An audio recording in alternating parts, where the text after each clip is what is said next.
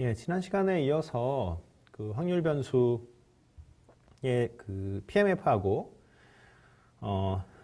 CDF를 그려보도록 하겠습니다. 그래서 지난번에 이제 그 배운 예제가 그러니까 베르누이 확률 변수인데요. 그래서 이러한 확률 변수였죠. 그렇죠? 네. 그래서 동전 던지기에서 파생된 확률 변수입니다. 그래서 앞면이 나오면 1로 할당하고 뒷면이 나오면 0으로 할당하고 이런 것이 지금 베르누이 확률 변수인데요. 대표적인 이산 확률 변수죠.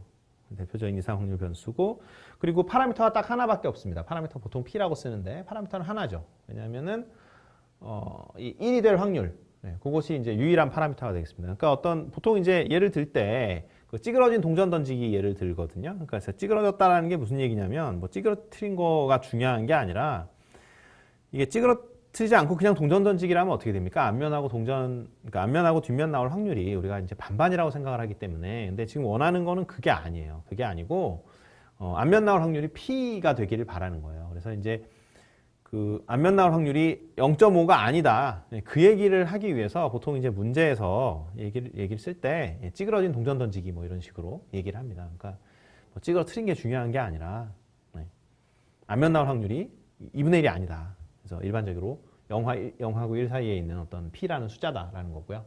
그래서 베르누이 분포라고 하면은 동전 던지기에서 파생이 되긴 했는데 정확하게 얘기하면 찌그러진 동전 던지기라는 거죠. 왜냐하면 파라미터 P가 있으니까. 그것이 앞면 나올 확률이라고 생각하시면 되고요. 자, 그래서 그 이산 확률 변수의 경우에 사실은 그러니까 이산 확률 변수를 어떻게 표현할까? 그 방법 중에 한 가지가 지난 시간에 배운 누적 분포 함수고요. 또 하나가 바로 probability mass function, 그러니까 PMF가 되겠습니다. PMF는 뭐냐면 확률 자체예요. 확률 자체.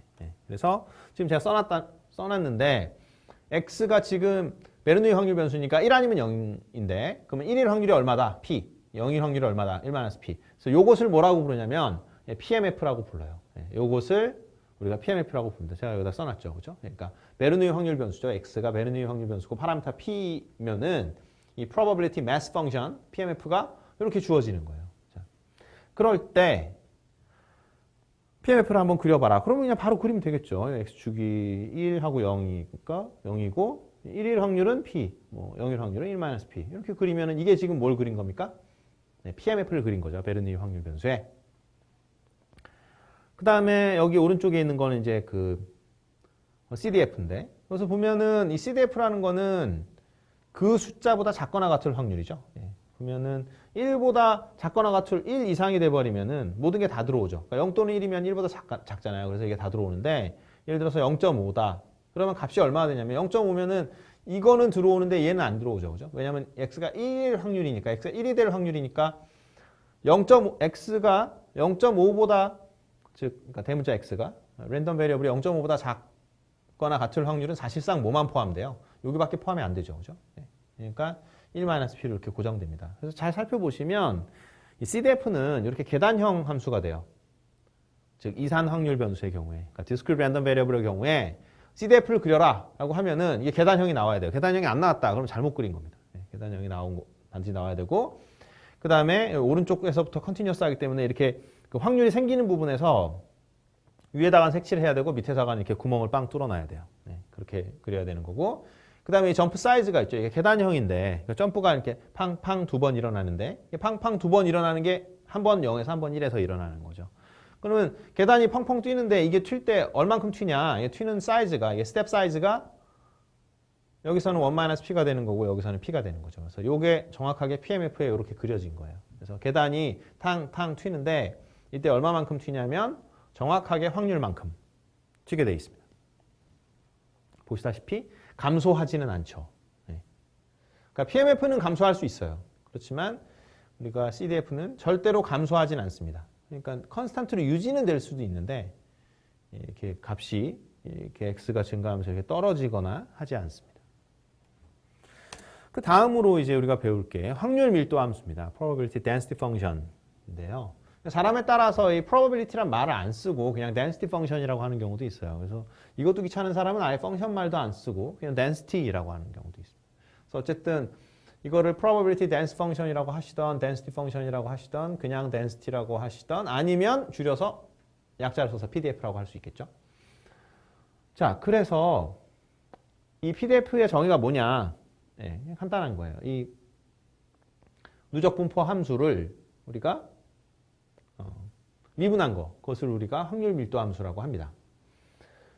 확률 밀도 함수의 성질을 보면은 항상 0 이상입니다. 그러니까 중요한 것은 이건 어디서 나오는 거냐? 이건 어디서 나오는 거냐면 누적 분포 함수가 항상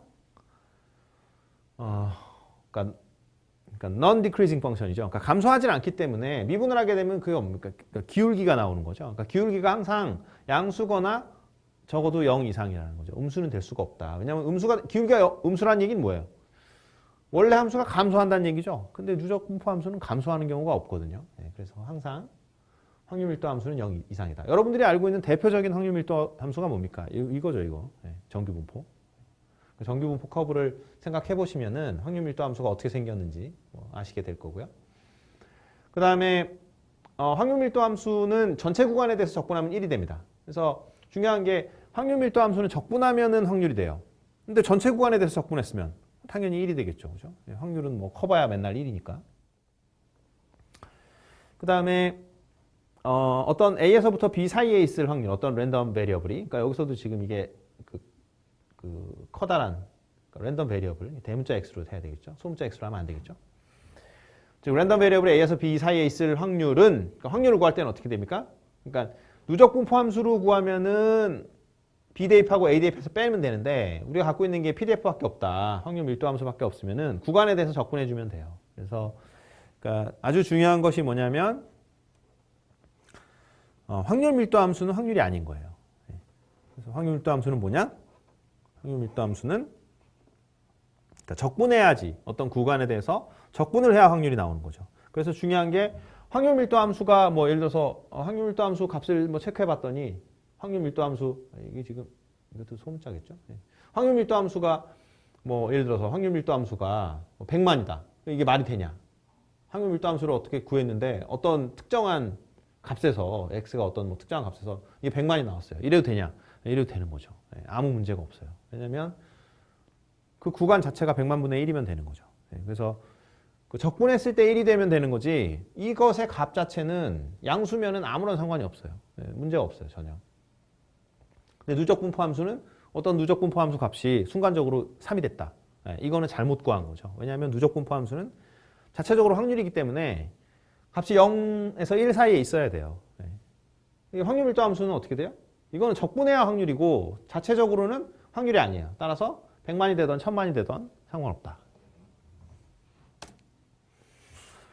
자, 예를 한번 들어보도록 하겠습니다. 구간 A, B 사이에 있는 유니폼 확률 변수.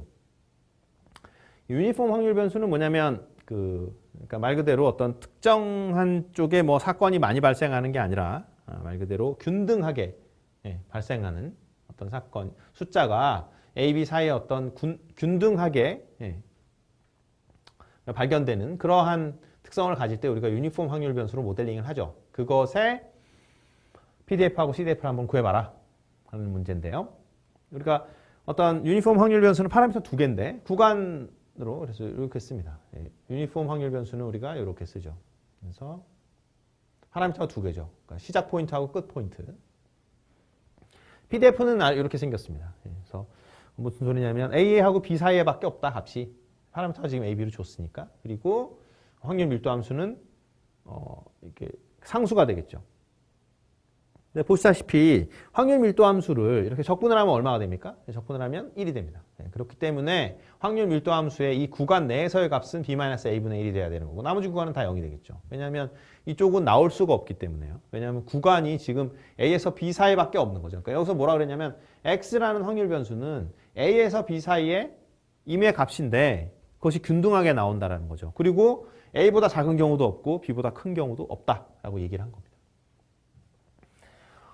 누적 분포 함수는 간단한 거죠. 왜냐하면 이것을 미분하면 이것이 돼야 되니까 이것을 적분하면 이게 돼야 되겠죠. 그래서 이렇게 써주면 됩니다. 근데 일반적으로 적분을 하면 어떻게 됩니까? 부정적분 같은 경우 적분상수 C가 나오죠. 근데 여기서는 그런 게 안 나옵니다. 왜냐하면 적분상수 C가 나와가지고 이렇게 막 뭐 위아래로 흔들리지 않냐 이렇게 생각할 수 있는데 그렇지가 않아요. 왜냐하면 이 누적 분포 함수는 확률이기 때문에 최대값이 무조건 1이에요. 그래서 이거 적분하면은 뭐 적분한 다음에 플러스 C 붙이는 거 아니에요? 그게 아니고 적분한 다음에 최대값이 무조건 1로 고정돼야 돼요. 이렇게. 최소값은 무조건 0으로 고정돼야 되고. 그래서 이렇게 나옵니다. 보시면 이거 미분하면 정확히 이게 돼요. 그래서 이거 적분하면 정확히 이게 되고. 그래서 왔다 갔다 하는 걸 볼 수가 있습니다. 정리해서 한번 말씀을 드리면 매우 중요한 겁니다. 그러니까 누적 분포 함수, 그러니까 CDF는 어떤 확률 변수가 x보다 작거나 같은 확률이고, 그리고 항상 뭐 non-decreasing, 그래서 증가하거나 아니면 증가하지 그러니까 컨스탄트거나, 그렇죠. 그러니까 감소하는 경우는 없다.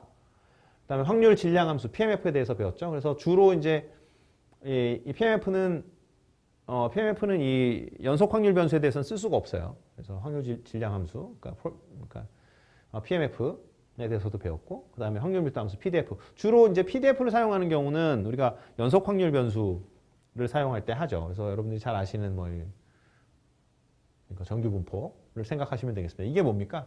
그러니까 가우스가 이제 그 생각을 한, 그렇죠? 그래서 가우시안이라고 하죠. 그 분포에 뭡니까 이게? 확률 밀도 함수의 모양이죠. 그렇죠? 그 다음에 이산 확률 변수를 어떻게 디스크립션 할 거냐. PMF 또는 주로 CDF로 디스크립션 하고, 연속 확률 변수를 주로 디스크립션 하는 방법은 PDF 또는 CDF로 디스크립션 하면 되겠다. 그런데 어느 게 더 편하냐? 일반적으로 이게 더 편해요. CDF는 이게 값이 누적이 되기 때문에 사실 그냥 보기에는 상당히 좀 개념이 잘 안 잡히죠. 그러니까 그 확률 변수가 뭘 하고 있는지. 그래서 주로 이산 확률 변수는 보통 그러니까 뭐 어떤 이산 확률 변수가 있다, 어떤 디스크리트 랜덤 베리어블이 있다, 그러면 어떻게 돼요? 주로 PMF를 갖다 주죠. 아니면 뭐 컨티뉴어스 랜덤 베리어블이 있다, 그럴 때 우리가 뭘 가르쳐 주냐 하면 그 랜덤 베리어블의 PDF를 보통 얘기를 해줍니다. 자, 두 개의 확률 변수에 대해서 보도록 하겠습니다. 그러니까 두 개의 랜덤 베리어블을 보면요. 그러면 두 개의 랜덤 베리어블은 그러면 어떻게 나타내냐? 각각의 랜덤 베리어블의 CDF 나타내면 되는 거 아니냐라고 생각할 수 있는데 일반적으로 그렇지가 않습니다. 왜냐하면 각각의 정보는 모자라요. 왜냐하면 각각 정보를 줘버리면 뭐를 나타낼 수 없냐면 그 두 개의 랜덤 베리어블 사이에 디펜던시를 나타낼 수가 없어요. 예를 들어서 랜덤 베리어블 두 개가 있는데 하나가 커지면 다른 하나가 뭐 굉장히 커지는 뭐 역할이 있어요. 예를 들어서 뭐 그러니까 그런 거죠. 뭐 예를 들어서 뭐 모비스의 주가가 오르면 어떤 특정 회사를 얘기해서 그러나 어쨌든 뭐 현대자동차의 주가도 뭐 같이 오르는 경향이 있다. 그러면 어떻게 됩니까? 이걸 랜덤 베리어블로 모델을 해버리면 따로따로 움직이지가 않는 거죠. 그러니까 하나가 커지면 하나가 같이 커지거나 하나가 낮아지면 하나가 같이 낮아지거나 이렇게 되죠. 그러니까 그러한 것들을 설명을 하기 위해서는 따로따로 그 누적 분포 함수를 설명을 하는 것으로 두 개의 랜덤 베리어블을 우리가 정확히 디스크립션 할 수가 없어요. 그래서 두 확률 변수의 조인트 CDF를 얘기를 할 때, 그러니까 두 확률 변수를 디스크립션 할 때 우리는 뭘 얘기해야 되냐면 조인트 CDF를 얘기해야 된다. 그리고 그것의 정의가 이렇게 돼 있습니다.